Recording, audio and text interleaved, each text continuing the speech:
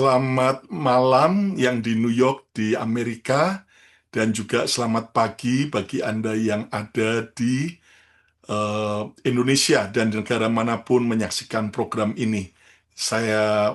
Yang saya kasih Pastor Yongsuwa Yongki dan semua jemaat dan pengurus BMC New York. Semua karena kebaikan Tuhan, dan saudara sekalian, apapun kondisi hidup kita hari ini, percayalah bahwa Tuhan Yesus tetap setia buat kita. Katakan amin. Nah, tahun ini kita terus belajar tentang future foresight. Bagaimana kita harus siap sedia menghadapi masa depan. Dan dengan perubahan, goncangan, bahkan juga krisis yang sedang terjadi, percayalah bahwa Tuhan Yesus tetap setia. Dia mau agar saudara bulan ini belajar tentang be resilient, atau jadilah kuat, jadilah tangguh. Nah, itu sebabnya tema khotbah saya hari ini adalah jadilah tangguh. Ayo katakan bersama saya, jadilah tangguh. Nah, satu kali ada seekor keledai yang diikat dengan tali di sebuah ladang, kandang. Lalu kemudian di siang panas terik itu, iblis datang, lalu iblis, saudaraku, melepaskan tali yang mengikat keledai itu. Keledai ini ketika lepas, dia sangat senang, dia menari-nari, dia melompat-lompat, dia lari kanan, lari kiri, sampai akhirnya dia masuk ke sebuah ladang milik tetangga daripada peternakan itu. Sehingga ladang milik petani itu rusak semua karena diinjak-injak oleh sang keledai. Melihat itu, saudara sekalian, sang istri petani begitu kaget dan marah. Langsung dia ambil pistol, lalu dia tembak mati keledai itu.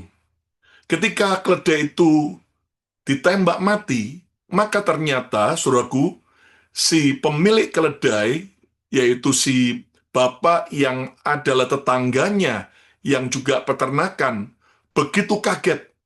Lalu kemudian dengan emosi, sang bapak ini ambil pistol, dan dia tembak istri daripada petani itu. Saudara, apa terjadi, saudaraku, ketika akhirnya sang petani pulang, dia kaget melihat istrinya sudah bersimbah darah dan sudah mati. Dan dia tahu siapa pelakunya. Akhirnya si petani, saudaraku, ambil, saudaraku, pistolnya, dan dia tembak mati pria tetangganya, pemilik keledai itu. Apa yang terjadi, saudara sekalian? Melihat itu, maka si istri daripada pemilik keledai itu berkata kepada dua anak laki-lakinya, "Kamu tahu bahwa bapak kamu dibunuh oleh petani itu. Sekarang balas dendam atas kematian papamu. Dan jangan hanya dibunuh, bakar habis semua rumah daripada petani itu." Dan malam itu, saudara sekalian, akhirnya kedua anak daripada pemilik keledai akhirnya membakar habis rumah daripada sang petani. Dan mereka memastikan bahwa petani ada di dalam rumah dan ikut mati terbakar. Tapi apa terjadi? Ternyata petani itu berhasil lolos, menyelamatkan diri. Dan malam itu, saudaraku, ketika dikira bahwa dia sudah mati terbakar, maka dia habisi istri daripada pemilik keledai dan kedua orang anak laki-lakinya. Ketika semua itu sudah terjadi, maka si petani, dia duduk di sebuah pohon dengan sedih, dan dia merenung apa yang sedang terjadi dan baru saja terjadi. Lalu, saudaraku, tiba-tiba dia berkata, "Ini pasti gara-gara iblis yang membuat semuanya berantakan, sampai pembunuhan dan semua terjadi seperti ini." Lalu iblis tiba-tiba datang dan berkata, "Hai petani, kamu menuduh aku berbuat kejam, berbuat jahat. Kamu tahu bahwa aku hanya melepaskan tali keledai. Aku nggak berbuat apa-apa. Tetapi justru keputusanmu sendirilah keputusan istrimu, keputusan petani, dan juga keputusan daripada pemilik keledai itulah yang membuat kekacauan seperti ini. Saudara, tentunya ini sebuah ilustrasi yang menunjukkan betapa mengerikannya jika kita tidak bisa mengendalikan emosi, jika kita tidak bisa mengendalikan diri kita sendiri. Tahukah Anda, kita bulan ini belajar tentang yaitu be resilient, jadilah tangguh. Ada banyak orang tangguh menghadapi masa sukar. Ada banyak orang tangguh menghadapi tantangan. Tetapi tidak sedikit orang gagal ketika menghadapi situasi yang membuat dia bisa emosi, membuat marah, dan juga akhirnya balas dendam. Saudara, apalagi di Amerika, khususnya di pantai timur, lagi panas-panasnya udara. Hati-hati, karena kita bisa mudah emosi marah. Nah, mari kita belajar, Tuhan mau agar saudara jadi tangguh, bukan hanya menghadapi masa sukar, tapi juga jadi tangguh dalam pengendalian diri kita. Kenapa, saudaraku? Karena kita akan jadi pemenang sejati ketika kita punya pengendalian diri, baik atas emosi kita, baik atas perkataan kita, sikap kita, bahkan juga keinginan kita. Nah, hari ini kita akan belajar dari Alkitab tentang peristiwa yang serupa terjadi. Gara-gara terpancing emosi, maka akibatnya sangat mengerikan. Saudara, ketika Raja Saul mendengar bahwa Daud yang ia iri, yang ia pikir akan mengkudeta dia, lari, dan ternyata, saudaraku, ketika Daud mau dibunuh oleh Saul dan anak buahnya, tapi berhasil lari, maka Raja Saul mendengar kabar bahwa Daud yang dibencinya telah ditolong oleh Imam Ahimelek bin Ahitub dari kota Nob di Israel, di mana dia mendengar kabar bahwa Imam Ahimelek ini menolong Daud dan anak buahnya yang lari, menyelamatkan diri. Dan apa yang terjadi ketika Saul mendengar itu? Saul kepancing emosi. Saul tidak punya pengendalian diri. Apa yang terjadi? Mari kita lihat 1 Samuel 22, ayat 16 sampai ayat 19. Nanti Anda bisa baca secara komplit. Dikatakan 16, tetapi raja, yaitu Saul, berkata kepada Imam Ahimelek, engkau mesti dibunuh. Engkau harus dibunuh, Ahimelek, engkau dan seluruh keluargamu. Seorang imam hamba Tuhan harus dibunuh. Ayat 17. Lalu raja memerintahkan kepada bentara yang berdiri di dekatnya, majulah dan bunuhlah para imam Tuhan itu, sebab mereka membantu Daud. Sebab walaupun mereka tahu bahwa Daud, melarikan diri, mereka tidak memberitahukan hal itu kepadaku. Tetapi para pegawai raja tidak mau mengangkat tangannya untuk memarang imam-imam Tuhan itu. Jelas mereka takut akan Tuhan. Walaupun Raja Saul memerintahkan, mereka tidak mau memotong atau memenggal. Ayat 18 dikatakan, ayat 18, lalu berkatalah Raja kepada Doeg, majulah engkau dan paranglah para imam itu. Maka majulah Doeg orang Edom itu, lalu memarang para imam itu. Ia membunuh pada hari itu 85 orang yang memakai baju efod dari kain lenan. 85 orang imam-imam, saudaraku, dibunuh, dibantai semua. Ayat 19 dikatakan, ayat 19, juga penduduk Nob, kota imam itu, dibunuh raja dengan mata pedang, laki-laki maupun perempuan, kanak-kanak maupun anak yang menyusu, pula lembu, keledai, dan domba dibunuhnya dengan mata pedang. Saudara, lihat betapa mengerikannya ketika seorang raja bernama Raja Saul tidak punya pengendalian diri. Ketika dia betul-betul marah karena dianggap bahwa Imam Ahimelek melindungi Daud yang dibencinya, Maka, saudaraku, dalam satu hari, Raja Saul membunuh 85 orang imam Tuhan di kota Nob, serta penduduk kota Nob dari dewasa sampai anak-anak, sampai binatang juga dibantai habis. Saudara sekalian, mari kita belajar hari ini. Tuhan mau kita tangguh, bukan hanya waktu menghadapi masalah, tetapi Tuhan mau kita juga tangguh dalam pengendalian diri kita. Tahukah Anda bahwa kemenangan sejati dimulai dari kemenangan dari dalam diri kita sendiri, yaitu melalui pengendalian diri. Yang setuju katakan amin. Saudara, kita mau jadi pemenang, menang atas iblis, menang atas masalah, menang atas semua tantangan, tetapi harus dimulai dari kita tangguh dalam mengendalikan diri kita sendiri.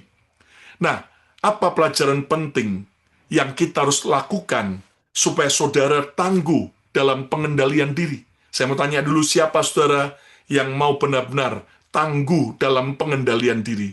Yang mau, ayo katakan, angkat tangan saudara, katakan, Tuhan berikan kami pengendalian diri. Kami mau belajar akan firman-Mu. Beri kami pengertian akan firman-Mu. Dan kami mau jadi pelaku firman-Mu. Dalam nama Tuhan Yesus. Amin, amin, amin. Nah, ada 4 pelajaran penting bagaimana kita bisa tangguh dalam mengendalikan diri. Belajar daripada kesalahan Raja Saul. Yang pertama adalah kendalikan ego dan emosi agar Anda terselamatkan. Kendalikan ego dan emosi agar Anda terselamatkan.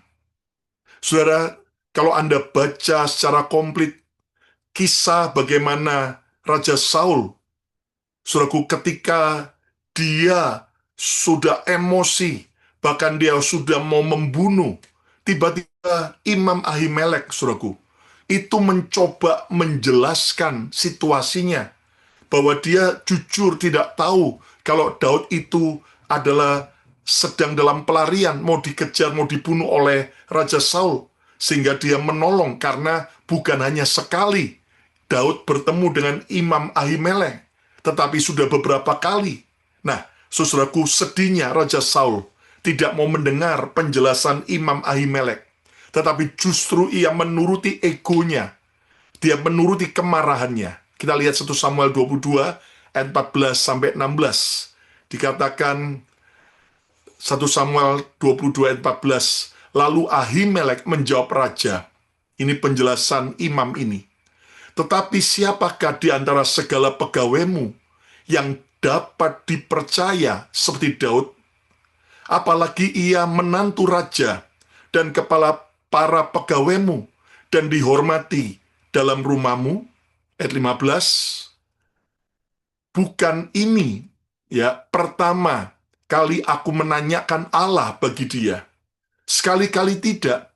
Janganlah kiranya raja melontarkan tuduhan kepada hambamu ini, bahkan kepada seluruh keluargaku, sebab hambamu ini tidak tahu apa-apa tentang semuanya itu, baik tentang perkara kecil maupun perkara besar. Ada penjelasan, bahkan diingatkan Daud adalah seorang pegawai yang setia, dapat dipercaya. Tapi lihat keputusan Raja Saul, ayat 16. Tetapi Raja berkata, engkau mesti dibunuh, Ahimelek, engkau dan seluruh keluargamu. Saudara, Tuhan mengangkat Raja Saul. Tuhan memilih Raja Saul. Tapi Saul sedihnya, dia tidak mau mengendalikan egonya. Dia tidak mau mengendalikan semua kemarahannya. Tetapi dia justru mengumbar. Dia melakukan semua. Saudaraku, apa yang dia mau lakukan. Hari ini, kita bisa ada sekarang. Semua karena pilihan dan anugerah Tuhan. Katakan amin.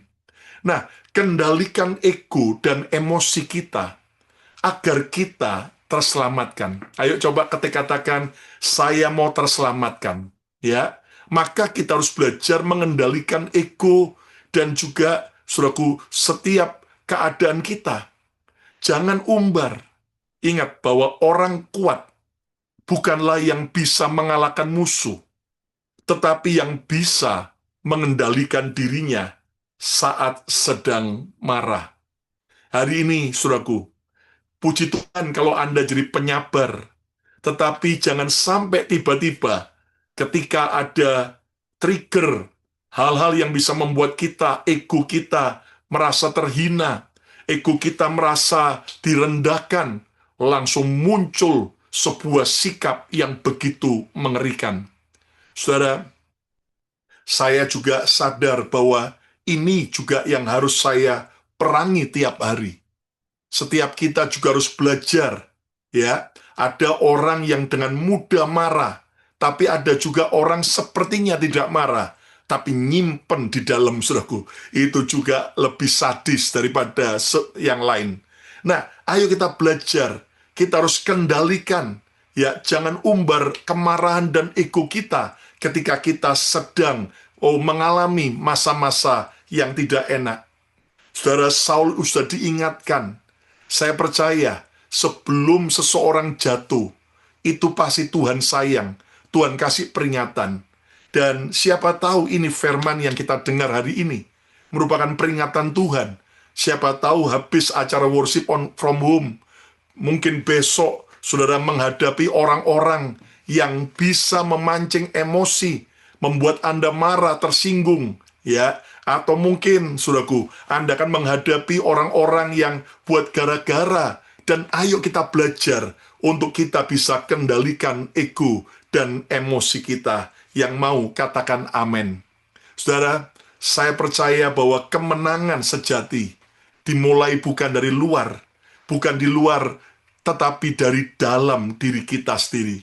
Ayo kita harus jadi resilient waktu menghadapi hinaan, waktu menghadapi pujian, waktu menghadapi tekanan, waktu menghadapi orang-orang yang unik dan antik. Belajarlah untuk kita bisa tetap mengendalikan diri kita. Yang mau katakan amin. Yang kedua, pelajaran penting tangguh mengendalikan diri adalah diamlah sejenak dan mulailah berpikir panjang. Saudara, dengan cepatnya Raja Saul memutuskan untuk membunuh Imam Ahimelek.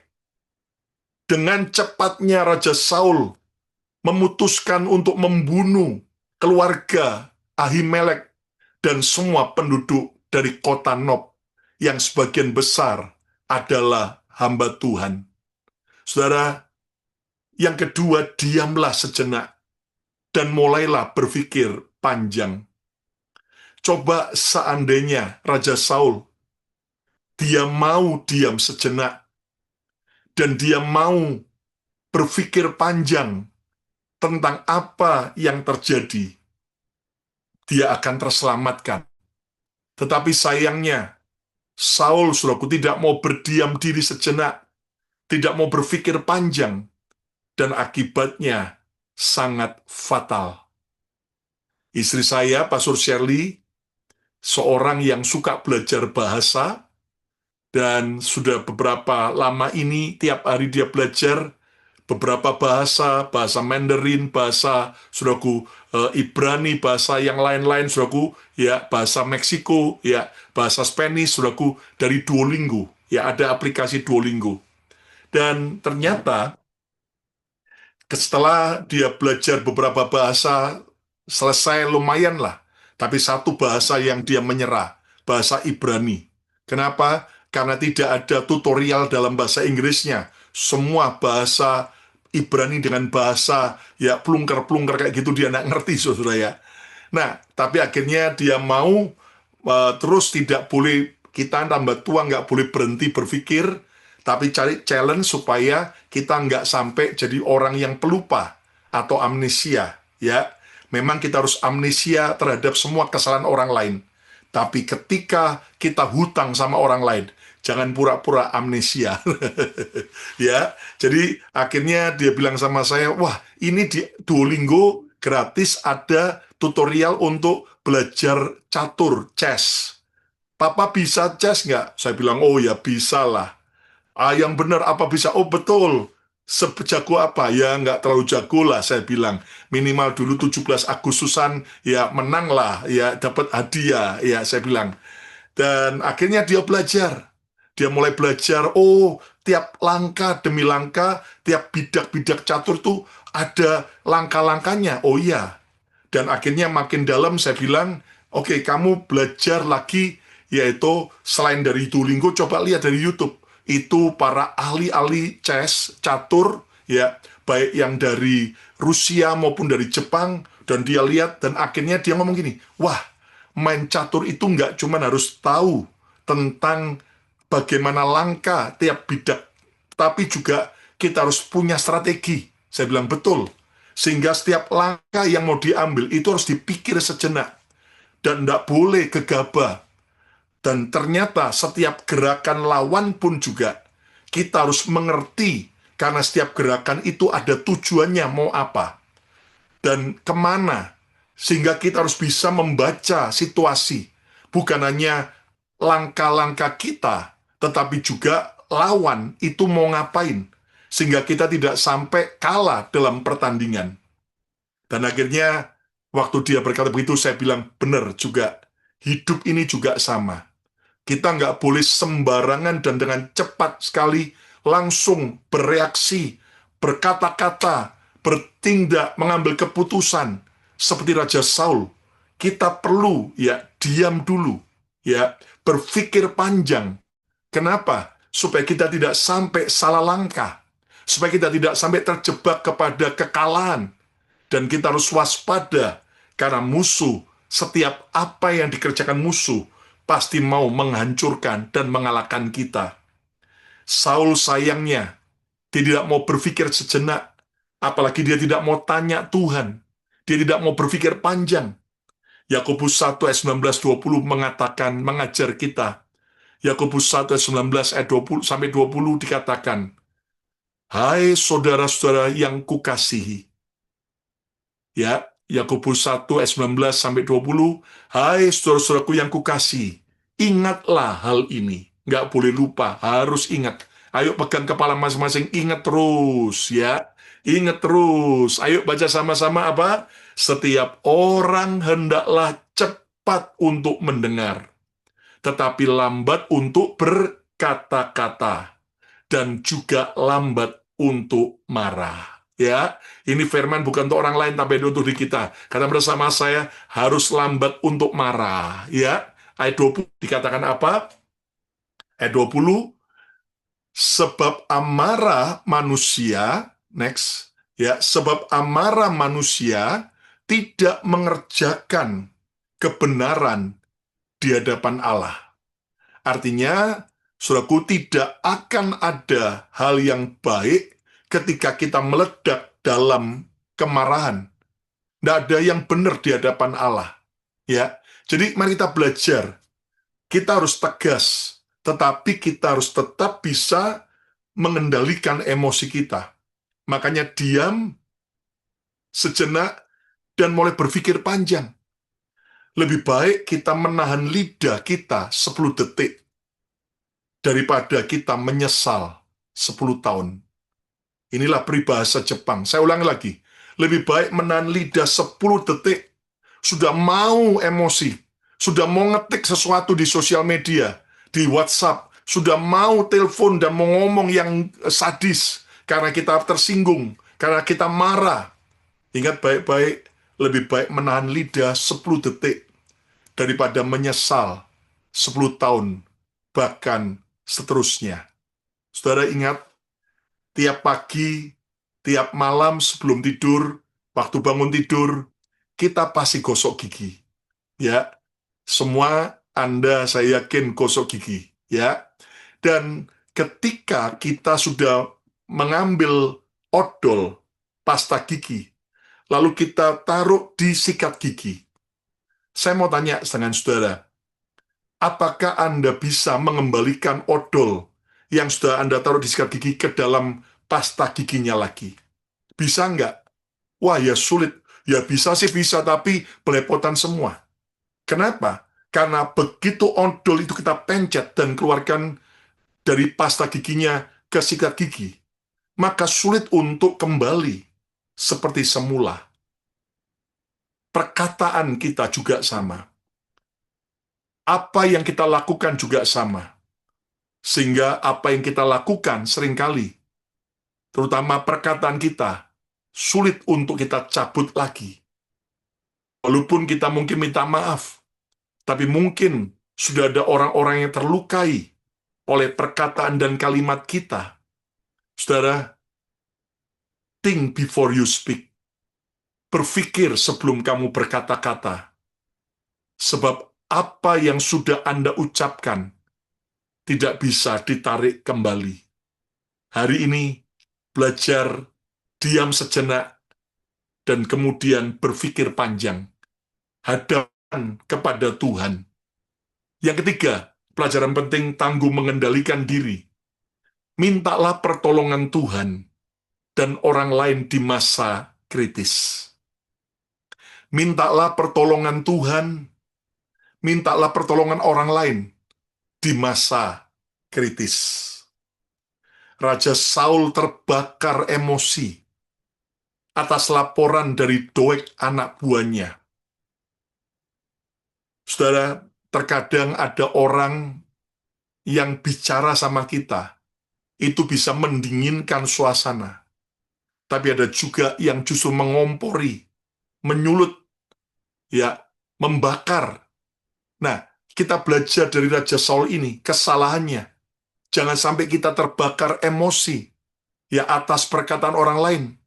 Nah, pastikan di masa kritis, kita mau ditolong Tuhan. Pastikan di masa kritis, kita mau ditolong oleh orang lain yang berdiri kepada kebenaran. Saudara, kita senang terima pujian. Kita senang kata-kata penghargaan. Tetapi orang bijak juga akan senang mendengar kata-kata masukan, kritikan, atau usulan. Dan terutama kita, para suami-suami, kita harus belajar mengerti seringkali Tuhan titipkan pesannya melalui istri kita. Demikian juga para istri. Seringkali Tuhan titipkan pesan Tuhan melalui apa yang suami katakan. Nah, mintalah pertolongan Tuhan dan orang lain di masa kritis. Saudara, lihat bagaimana Jenderal Naaman dari Aram yang sakit kusta, yang sudah jauh-jauh pergi dari Aram menuju ke Israel. Dan ternyata Jenderal Aram begitu tersinggung. Kenapa? Karena dia jauh-jauh, ternyata Nabi Elisa tidak mau keluar dari rumahnya. Hanya menyuruh bujangnya Gehasi. Dan perintahnya juga aneh lagi. Dan menyinggung perasaannya. Menyinggung harga dirinya. Disuruh mandi di sungai Yordan 7 kali. Saudara, Jenderal Naaman marah dan dia udah mau balik. Jenderal Naaman nyaris batal alami mujizat kesembuhan. Tetapi untungnya ia mau mendengar nasihat anak buahnya. Anak buahnya berkata, "Bos, kalau disuruh yang lebih sulit kan bos mau melakukan. Ini kan cuma hanya mandi celup-celup 7 kali di sungai Yordan. Kenapa bos menolak?" Dan untungnya Tuhan memakai suara anak buah daripada jenderal ini untuk membuat dia sadar. Dan akhirnya dia taat mandi 7 kali di sungai Yordan. Dan kita tahu kisah selanjutnya. Bagaimana Tuhan memulihkan. Bukan hanya sekedar sembuh. Tapi kulitnya seperti bayi. Kembali muda. Wow, itu seperti baru operasi plastik. Nggak perlu ke Korea. Ternyata Tuhan bisa operasi plastik. Bayangin. Seperti bayi. Itu Jenderal Naaman mungkin dugaan saya udah katakanlah umur 50. Ya toh, ketika dia keluar seperti bayi lagi. Wow, saya ingat kalau kita tahu anak kita bayi, waduh kulitnya masih mulus, ya kan, kulitnya masih cabi, dan Anda bisa bayangkan, Jenderal Naaman keluar, mungkin pulang sampai rumah istrinya, kaget saudaraku, ya kan, ini Jenderal Naaman atau ya eh, anaknya. Kenapa? Karena betul-betul Tuhan pulihkan. Nah, semua terjadi kenapa? Gara-gara jenderal mau mendengar masukan, nasihat, teguran, kritikan dari anak buahnya. Saudara, ayo kita belajar. Seringkali berkat tertunda, seringkali mujizat terhalang, seringkali jawaban doa belum jadi dalam hidup kita.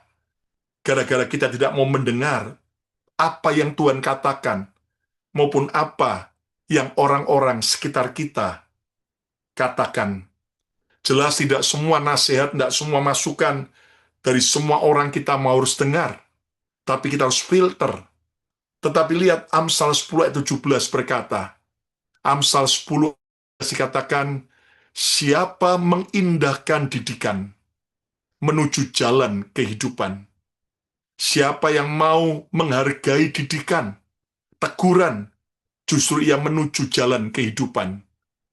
Tetapi siapa mengabaikan teguran akan tersesat. Saudara, mari kita belajar untuk terus minta pertolongan Tuhan, untuk terus minta pertolongan orang lain, untuk kita akhirnya bisa menjadi orang yang tangguh dalam pengendalian diri kita. Saudara, saya ingat bagaimana kalau kita belajar peka dengan Tuhan dan juga dengan apa yang kita terima, baik melalui Tuhan langsung pribadi, maupun juga peneguhan-peneguhan dari orang-orang yang Tuhan kirim, atau orang-orang yang Tuhan pakai, maupun orang dekat kita, maka kita akan lewati dan nikmati mujizat dan berkat seperti yang dialami oleh Jenderal Naaman. Saudara, saya masih ingat bagaimana bulan November waktu retreat Thanksgiving tahun kemarin 2024. Pastor Frankie Kuncoro waktu ada di Amerika, dia dapat rema khusus. Karena tema kita retreat Future Foresight untuk siap masuk di tahun 2025. Dan dia dapat rema tentang lagu Jehovah Jireh. Dan dia cerita bagaimana dengan cepatnya Tuhan itu memberi kata-kata itu dan liriknya. Saya tahu ini lagu juga secara spesifik bicara buat kita. 2025 Tuhan akan jadi Jehovah Jireh. Dan ini bukan cuma bicara gereja, bukan hanya bicara tentang BMC Philadelphia, tapi juga semua kita, jemaat dan hamba-hamba Tuhan yang percaya katakan amin. Lalu kemudian bulan Januari, Pastor Benaya Nares, ketika dia selesai mendoakan jemaat pengurus, lalu dia minta waktu, dan saya berkata, tolong doakan kami. Saya dengan isi didoakan.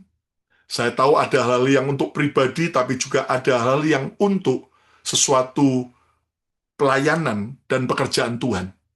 Dan di antara beberapa pesan Tuhan, dua hal yang saya betul-betul ingat. Yang pertama adalah bahwa gereja BMC tidak hanya dipakai Tuhan menjadi gereja etnik atau gereja Indonesia, tetapi akan Tuhan bawa ke next level, gereja internasional. Lalu, yang kedua, persiapkan para pemimpin-pemimpin generasi selanjutnya dalam 3 tahun ke depan. Saya hanya belajar nangkep apa yang Tuhan katakan. Saya sembahyang minta Tuhan tuntun. Saya nggak tahu apa artinya. Tapi saya tahu, oke, berarti kebaktian Indonesia tetap ada. Tetapi juga ada kebaktian internasional. Dan saya juga sudah melihat bagaimana dari ibadah youth kita di Philadelphia, Aero Generation, ternyata, saudaraku, mereka sudah mulai menangkan beberapa banyak teman-temannya orang Korea, ada orang China, ada juga orang, saudaraku, Mexican, ada juga orang hitam, dan sebagainya. Ada orang American yang white, saudaraku. Saya berkata, wah, ini sudah suatu tanda. Saya bilang, amin Tuhan. Lalu, bulan Maret, waktu ulang tahun gereja BMC Philadelphia, Pastor Jeffrey Rahmat, dia dapat pesan Tuhan tentang akan ada sebuah challenge soal keuangan, di mana Tuhan di tengah-tengah kebutuhan besar, Tuhan berkata pada murid-muridnya, beri mereka makan. Filipus berkata, kita cuma punya uang sedikit, 200 dinar. Mana cukup untuk orang sebanyak itu? Dan ternyata di situ Tuhan menguji apakah mereka taat, dan rupanya Tuhan justru membuat mujizat 5 roti ikan, ya 5 roti dan 2 ekor ikan dilipat gandakan dan masih lebih. Saya amin nih, engkau akan jadi Jehovah Jireh Tuhan. Lalu seminggu kemudian setelah saya anniversary BMC Philadelphia Maret 2025, Pastor Suset Hetting, ya itu juga anugerah Tuhan bisa dikonekkan dan datang. Dan Pastor Suset Hetting, Anda tahu dulu Rehab Bungki almarhum. Nah, Pastor Suset Hetting ini pendoanya, timnya, dan sudah berapa tahun ada di Papua, tetapi masih terus keliling ke banyak negara, membawa kapi kegerakan. Dan waktu tiba-tiba dia mau mendarat ke Philadelphia, tiba-tiba dia dapat pesan Tuhan dari Yesaya 58 ayat 10-12.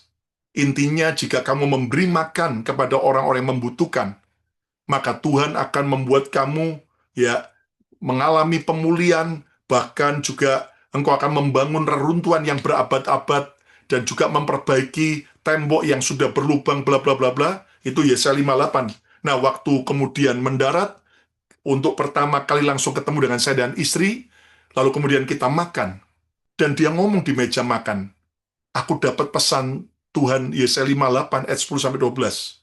Saya masih ingat di di meja makan saya baca.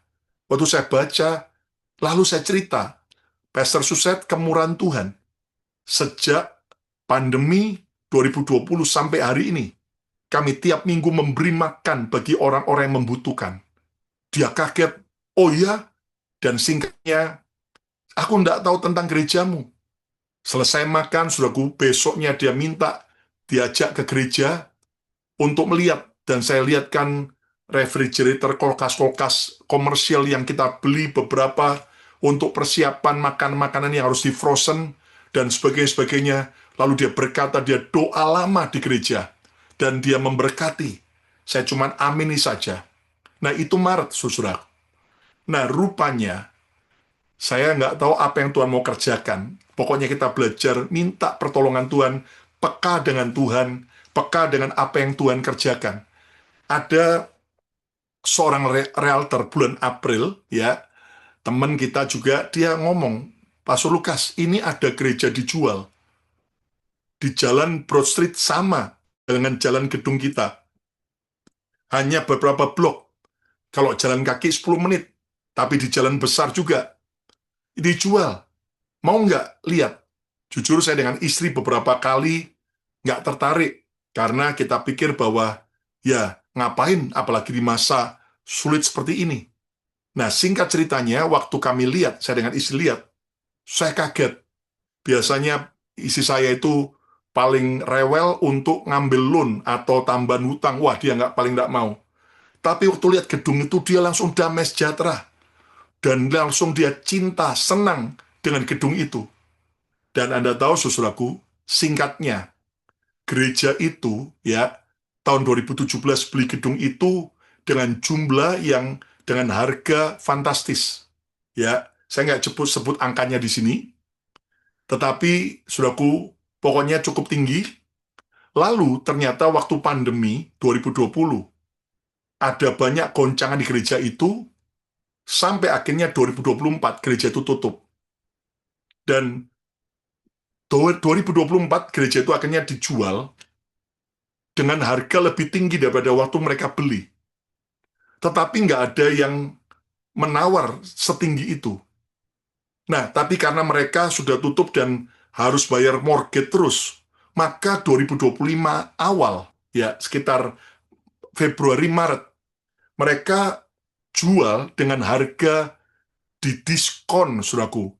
Turun ke bawah itu sampai sekitar 25%. Ya, waktu ditawarkan, saya lihat, wah, ini harga di jalan besar Brosit begini, dan luasnya juga begini, dan gedungnya bagus. wah ini murah. Saya pikir sudah murah, tapi Tuhan baik. Ya, ada teman pengacara yang tahu tentang sejarah gedung itu, dan dia berkata, Pastor, kamu jangan langsung tawar sejumlah turun lagi, tawar lebih lagi, gitu. Akhirnya saya tawar, saudaraku, ya ternyata ditolak penawaran pertama. Penawaran kedua, saya bilang, Tuhan, kalau memang ini tanda dari Tuhan, penawaran kami yang kedua, biar itu bisa diterima. Dan rupanya, saudaraku, 3 minggu nggak ada kabar. Dan realtor berkata ada penawaran lain lebih tinggi daripada penawaran gereja, BMC. Ya, saya cuma bilang, Tuhan, kalau memang jatah dari Tuhan, nggak akan lari. Tapi kalau bukan, ya sudah, kita relakan. Ternyata, saudaraku, ajaib 3 minggu kemudian dapat kabar. Rupanya pihak mereka berunding cukup lama, belum ada kata sepakat sampai akhirnya sepakat, mereka berikan buat gereja. Walaupun ada penawaran lebih tinggi, tapi mereka berikan buat gereja. Wow, kita bersuka cita. Lalu kemudian berikutnya adalah apa? Mortgage-nya bagaimana? Saudara, Anda tahu kalau kita mau cari mortgage untuk gereja non-profit, itu sulitnya bukan main. Tapi kemurahan Tuhan, kami akhirnya hubungi, dikenalkan, dan ini orang dengan cepat, akhirnya dengan baik, mulai berkata, boleh enggak aku lihat financial statement keuanganmu? Kita tunjukkan, boleh aku lihat gerejamu? Saya ajak datang, kita lihatkan semua. Dan dia berkata, oke, aku agree untuk menolong. Dan perkiraan itu closingnya paling cepat akhir Juli ini. Tapi Anda tahu dengan cara Tuhan ajaib, tidak sampai 2 bulan ya, itu akhirnya sudah siap untuk awal Juli ini, closing. Dan saudaraku kami dapat bunga yang cukup rendah, dan ketika kita closing, Anda tahu pihak bank dan pihak daripada appraisal gedung itu, mereka berkata, congratulations, kamu tahu pasaran gedung ini sekarang harganya sekian, tapi kamu bisa dapat 30% di bawah. Wow, dan Anda tahu, kita tahu bahwa semua karena Tuhan. Dan izinnya pun, ya soningnya, itu kita tidak perlu rubah karena sudah soning gereja. Jadinya tinggal ganti nama saja. Dan saya percaya bahwa ketika kita terus taat, ketika kita peka dengan apa yang Tuhan katakan, maupun juga orang-orang sekitar kita katakan, percayalah anugerah Tuhan melimpah. Doakan sehingga kita sedang dalam tahap untuk gambar untuk persiapan renovasi, sehingga perlu renovasi beberapa, tapi hanya renovasi kosmetik, sehingga nanti jauh lebih baik lagi, sehingga kalau tidak ada halangan, November akhir atau Desember pertengahan selesai dan kita bisa gunakan, sehingga nanti tetap kebaktian Indonesia ada di BMC 1, sementara di BMC 2, kita akan mulai menjangkau jiwa-jiwa dari berbagai bangsa. Dan saya percaya tidak ada yang mustahil bagi Tuhan. Kalau Tuhan sudah siapkan tempatnya, dia juga Tuhan akan menggerakkan hati orang-orang. Dan Tuhan mau kita kerja keras dan percaya bahwa anugerahnya lebih dari cukup. Yang percaya Tuhan Yesus baik, katakan amin. Ya, berikan segala kemuliaan aja bagi nama Tuhan Yesus saja. Amin. Nah, saya juga nyemangati, ayo BMC New York juga. Tuhan juga bisa buka jalan. Nggak ada yang mustahil bagi Tuhan. Kenapa? Justru di masa kelesuan ekonomi ini, banyak diskon yang kita bisa dapat ya. Saya ingat gedung BMC yang pertama pun juga, itu kita beli 2007, pada waktu juga krisis ekonomi parah, Lehman Brothers dan sebagainya, Anda tahu, ya banyak foreclosure rumah, kita dapat juga lebih murah daripada pasaran, saudaraku. Dan saya percaya anugerah Tuhan lebih dari cukup buat kita. Amin. Yang keempat, yang terakhir, pelajaran penting tangguh mengendalikan diri. Ingat terus keuntungan di balik pengendalian diri. Ingat terus keuntungan di balik pengendalian diri.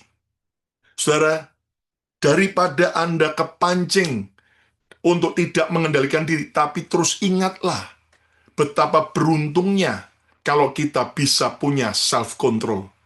Terus ingatkan dirimu betapa beruntungnya kalau kita bisa mengendalikan diri kita, ego kita, emosi kita. Ayat yang terakhir coba lihat Amsal 16 ayat 32. Orang yang sabar melebihi seorang pahlawan.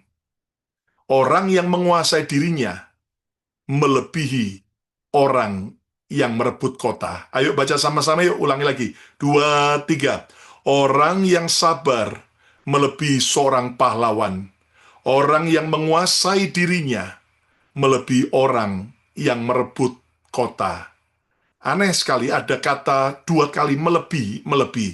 Better, better. Saudaraku, ini artinya apa? Ternyata orang yang bisa mengendalikan diri punya nilai lebih dibanding orang lain. Katakan amin. Orang yang punya penguasaan diri lebih berkelas dibanding orang yang tidak punya pengendalian diri. Orang yang punya penguasaan diri lebih bahagia dibanding orang lain. Katakan amin. Bahkan orang yang punya penguasaan diri lebih diberkati, lebih sukses dibanding orang lain. Saudara, ayo, biar semua kita punya nilai lebih di tengah-tengah situasi seperti ini. Biar kita tetap punya resilient, ketangguhan, terutama dalam mengendalikan ego dan emosi kita, perkataan kita, dan belajar, kesimpulannya, belajar miliki ketangguhan mengendalikan diri saat menghadapi situasi apapun, sebab itu adalah rahasia kemenangan sejati. Dan saudaraku, pelajaran penting tangguh mengendalikan diri ada 4 hal yang kita harus belajar. Yang pertama, kendalikan ego dan emosi agar Anda terselamatkan. Ya, next. Terus lagi. Kendalikan, ya, next. Kendalikan ego dan emosi agar Anda dan saya terselamatkan. Yang kedua, diamlah sejenak dan mulailah berpikir panjang. Ketika ada orang memancing emosi Anda, jangan berkata-kata dulu, jangan berespon dulu. Diam sejenak, mulai berpikir panjang. Dan yang ketiga, mintalah pertolongan Tuhan dan orang lain di masa kritis. Dan yang keempat, ingat terus keuntungan di balik pengendalian diri. Saya percaya kita akan menghadapi hari esok akan luar biasa saat kita belajar punya pengendalian diri.